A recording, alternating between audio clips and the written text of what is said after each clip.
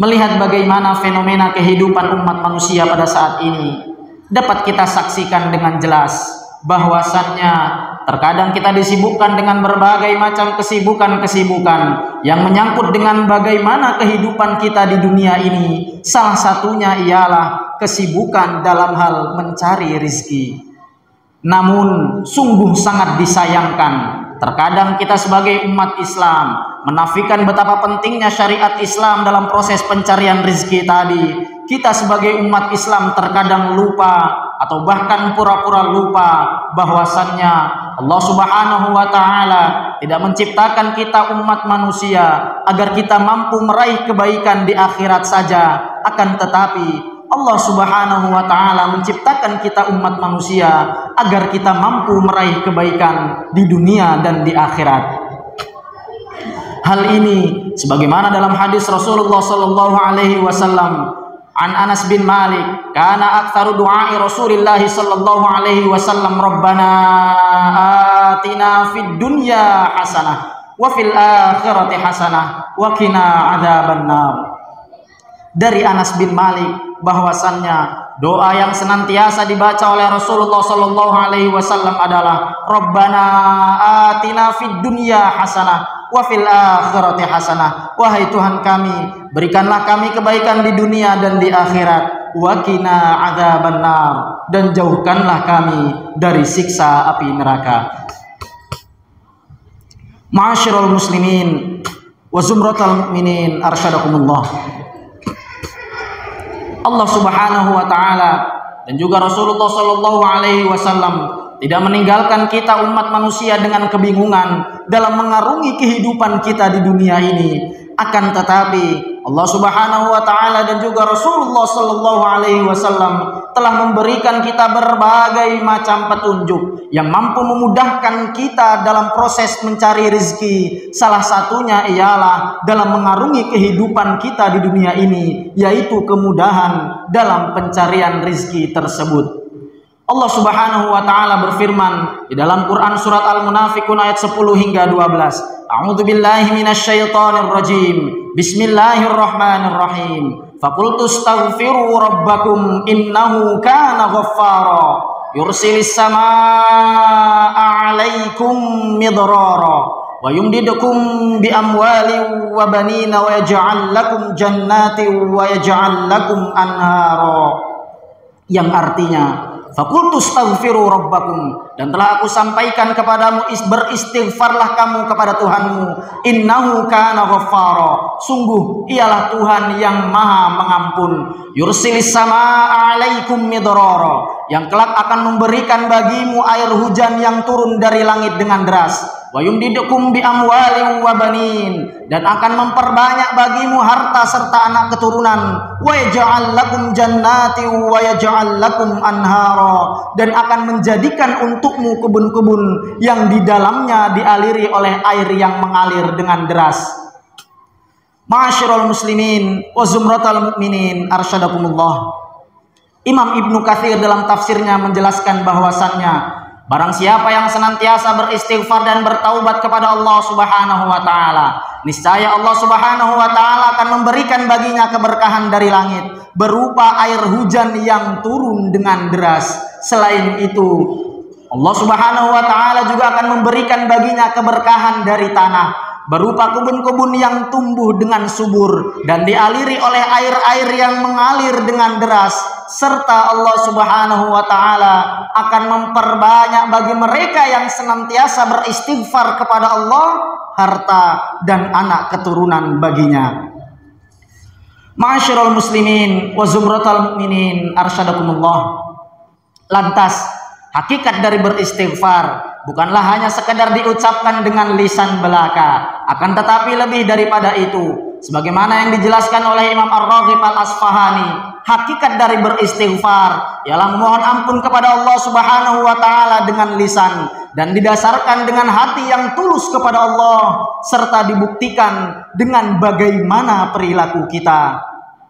Sedangkan makna bertaubat, sebagaimana yang dijelaskan juga oleh Imam Ar-Raghib Al-Asfahani, hakikat dari bertaubat ialah dengan menyesali perbuatan yang kita lakukan, bersungguh-sungguh untuk tidak mengulangi perbuatan tersebut dan mengakui perbuatan dosa yang kita lakukan. Ma'asyiral muslimin wa zumratal mu'minin rahimakumullah. Imam An-Nawawi menjelaskan bahwasannya barang siapa yang sengaja maupun tidak disengaja membuat sebuah perbuatan maksiat, maka hendaklah ia untuk segera bertaubat kepada Allah Subhanahu wa taala. Lantas, ketika perbuatan yang dilakukan berkaitan dengan bagaimana muamalah kita sama Allah atau hubungan kita kepada Allah, maka syaratnya ada 3. Yang pertama ialah dengan mengakui perbuatan dosa yang kita lakukan. Yang kedua, dengan menyesali perbuatan tersebut. Dan yang ketiga, bersungguh-sungguh dengan sepenuh hati untuk tidak mengulangi dan menjauhi perbuatan yang kita lakukan. Lantas, ketika perbuatan yang kita lakukan berkaitan dengan bagaimana muamalah kita ma'annas atau hubungan kita antara sesama manusia, maka ketiga syarat di atas ditambah dengan satu syarat yang lainnya, yaitu memenuhi hak kita kepada saudara kita. Sebagai contohnya, ketika kita menyakiti hati saudara kita, maka hendaklah kita meminta maaf atas saudara yang telah kita sakiti tersebut. Ma'asyiral muslimin wa zumratal mu'minin arsyadakumullah.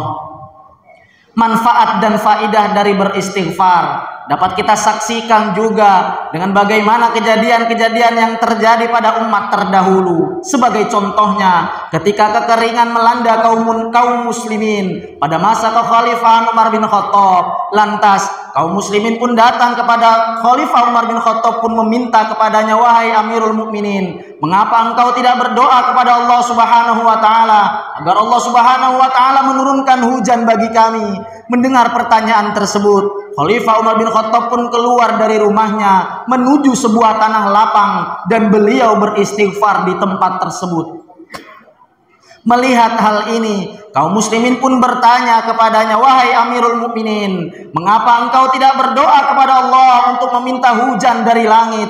Lantas Khalifah Umar bin Khattab pun menjawab, sungguh aku telah berdoa kepada Allah Subhanahu wa taala dengan melalui kemuliaan langit agar diturunkan hujan, dan sungguh aku telah beristighfar kepadanya seraya beliau membaca Quran surat Al-Munafikun ayat 10 hingga 12 sebagaimana yang disebutkan di atas. Dalam kisah yang lainnya, sebagaimana yang dikisahkan oleh Imam Al-Qurtubi mengutip cerita yang disampaikan oleh Ibnu Sabih, bahwasannya pada suatu hari terdapat salah seorang pemuda yang memiliki sebuah permasalahan, dan pemuda tersebut pun datang kepada Hasan Al-Basri. Pemuda tersebut pun datang kepadanya dengan bertanya, wahai Hasan Al-Basri, aku memiliki sebuah permasalahan yang berkaitan dengan kekeringan yang melanda kebunku. Lantas apa yang harus aku lakukan? Hasan Al-Basri pun menjawab, beristighfarlah kamu kepada Allah Subhanahu wa taala. Di hari yang lainnya, datang pemuda yang lainnya dengan membawa sebuah permasalahan. Pemuda tersebut pun bertanya kepadanya, wahai Hasan Al-Basri, aku memiliki sebuah permasalahan yang berkaitan dengan kekurangan harta yang aku rasakan pada saat ini. Lantas, apa yang harus aku lakukan? Hasan Al-Basri pun menjawab, beristighfarlah kamu kepada Allah Subhanahu wa taala. Dan di hari yang lainnya, datang pemuda yang lainnya kepada Hasan Al-Basri dengan membawa sebuah permasalahan, wahai Hasan Al-Basri, aku memiliki sebuah permasalahan yang berkaitan dengan keturunan yang sulit aku miliki. Lantas apa yang harus aku lakukan? Hasan Al-Basri pun menjawab, beristighfarlah kamu kepada Allah Subhanahu wa taala. Mendengar jawaban-jawaban tadi, orang-orang pun datang kepada Hasan Al-Basri dengan menanyakan sebuah pertanyaan, wahai Hasan Al-Basri, mengapa seluruh jawaban atas permasalahan-permasalahan kami ialah beristighfar kepada Allah? Lantas Hasan Al-Basri pun menjawab, sungguh jawaban atas permasalahan-permasalahan tadi bukanlah datang dariku, melainkan jawaban tersebut ialah datang dari Allah Subhanahu wa taala. Ma'asyiral muslimin wa zumratal mu'minin arsyadakumullah. Oleh karena itu, hendaklah kita senantiasa memperbanyak beristighfar kepada Allah Subhanahu wa taala agar seluruh permasalahan-permasalahan yang kita rasakan pada saat ini, termasuk yang berkaitan dengan kesulitan harta yang mungkin kita rasakan dan permasalahan-permasalahan yang lainnya agar dimudahkan oleh Allah, maka salah satu cara yang telah Allah berikan petunjuknya kepada kita ialah dengan memperbanyak beristighfar kepadanya. Petunjuk yang diberikan tidak hanya datang dari Allah Subhanahu wa taala, melainkan Rasulullah sallallahu alaihi wasallam dalam sabdanya, "Man lazimal istighfar, ja'alallahu lahu min kulli dhiqin makhraja wa min kulli hammin faraja wa razaqahu min haitsu la yahtasib." Yang artinya, barang siapa yang senantiasa memperbanyak beristighfar kepada Allah Subhanahu wa taala, maka Allah Subhanahu wa taala akan menjadikan kesulitan yang ia miliki, kesulitan yang ia alami, kemudahan baginya, dan Allah Subhanahu wa taala akan menjadikan kesempitan yang mungkin ia rasakan pada saat ini jalan keluar baginya. Wa razaqahu min haitsu la yahtasib, dan Allah Subhanahu wa taala akan memberikannya rizki dari arah yang tidak ia duga. Ma'asyiral muslimin wa zumratal mu'minin arsyadakumullah. Oleh karena itu, dari kesempatan khutbah Jumat yang singkat ini, marilah bersama-sama kita senantiasa memperbanyak beristighfar kepada Allah Subhanahu wa taala. Di samping istighfar dapat menghapuskan dosa-dosa kita, istighfar juga mampu memudahkan seluruh kesulitan yang mungkin sedang kita alami pada saat ini. Dan salah satunya ialah yang berkaitan dengan kesulitan harta, kesulitan nikmat, dan permasalahan yang lain sebagainya yang sedang kita alami pada saat ini.